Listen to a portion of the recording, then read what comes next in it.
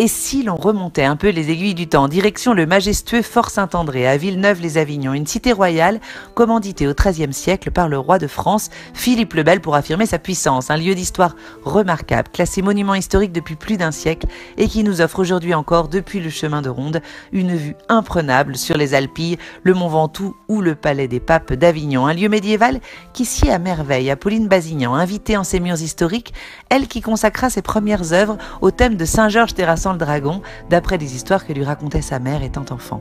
Histoire, mémoire, imaginaire, trois mots qui définissent remarquablement le travail de Pauline Bazignan. Sur ces toiles se dessinent des cercles de couleurs qui peuvent aussi bien évoquer des fleurs tout juste écloses, une galaxie ou encore les cycles de la vie. Toujours une coulure ou plusieurs qui viennent fendre la surface, un accident qui sème le doute, une fuite, une échappée belle ou peut-être une blessure. L'artiste aime nous interroger sur ce qui est caché, sur l'envers du décor, ce qui échappe à notre regard et à l'emprise du temps, ce qui n'est plus et ce qui a été. Une planète devenue météorite, les pétales sans la fleur, un cycle de vie rompu. L'artiste s'est imprégné de l'histoire du lieu, de son atmosphère, de ses silences et de ses secrets.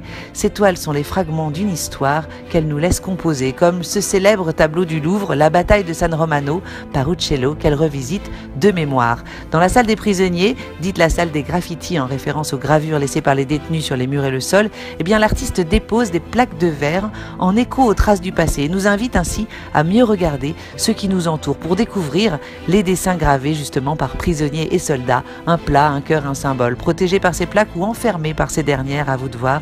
Observez ces céramiques granuleuses, blanchies et brûlées de l'intérieur, des écorces d'orange dont il ne reste que l'empreinte, ce qui a été, mais qui n'est plus.